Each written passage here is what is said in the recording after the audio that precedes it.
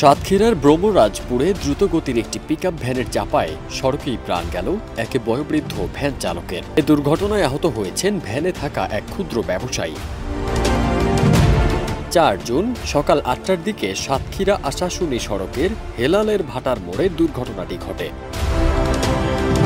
আহত যাত্রী ত্রিশোর্ধ্ব উদয় ঢালি জানান, তিনি আশাশুনি উপজেলার কচুয়া চেয়ারম্যান মোড় থেকে ওই বৃদ্ধের ভ্যানে উঠে সাতক্ষীরার দিকে যাচ্ছিলেন। হঠাৎ পেছন থেকে আসা একটি দ্রুতগামী পিকআপ ভয়ঙ্কর গতিতে ধাক্কা দেয়। দুজনই ছিটকে পড়েন রাস্তায়। সেখানেই থেমে যায়নি দুর্ভাগ্য, পড়ে থাকা বৃদ্ধ ভ্যান চালককে আবারও চাপা দিয়ে যায় ঘাতক পিকআপটি। ঘটনাস্থলেই তার মৃত্যু হয়।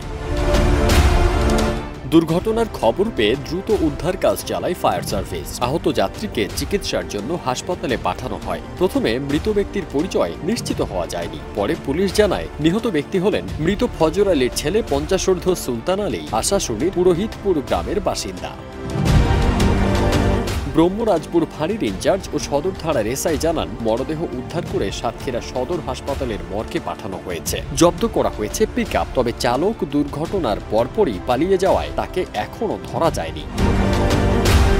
স্থানীয় সাংবাদিক শিমু জানান, ঘটনাস্থলের সড়কে দীর্ঘদিন ধরে বড় বড় গর্ত ছিল। এসব গর্তই এমন দুর্ঘটনার জন্য দায়ী।